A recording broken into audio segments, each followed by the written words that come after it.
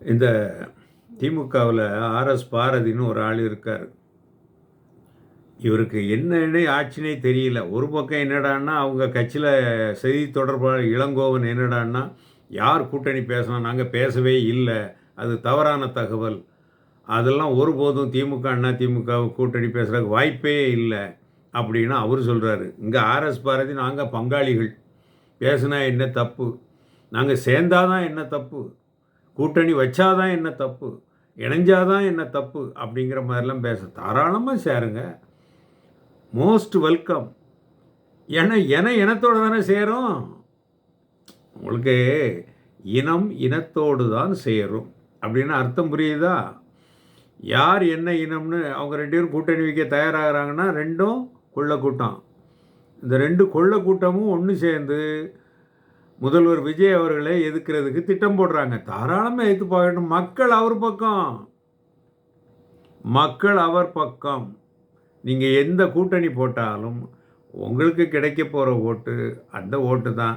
நீங்கள் ரெண்டு பேரும் சேர்ந்து 40% எடுப்பீங்கன்னு நீங்கள் கணக்கு போட்டு வச்சிங்கன்னு சொன்னால் அவர் 50% தாண்டிடுவார், தெரிஞ்சுக்குங்க. அது வரும் தேர்தல்களில் அவருடைய ஓட் பேங்க் வந்து 50% தாண்டி போகுதா இல்லையான்னு மட்டும் பாருங்கள், நடக்குதா இல்லையான்னு மட்டும் பாருங்கள். அப்படி இருக்கும்போது நீங்கள் கூட்டணி வச்சா என்ன, வைக்காமல் இருந்தால் என்ன, தாராளமாக கூட்டணி வைங்க, கட்சியை இணைங்க, உங்கள் விருப்பம். அதில் இன்னொரு விஷயம் என்னென்னு சொன்னால், திமுக வந்து எப்போதுமே அவங்க செய்கிற தப்பை வந்து உணரவே மாட்டாங்க. இது நானும் பார்த்துக்கிட்டு இருக்கிறேன்.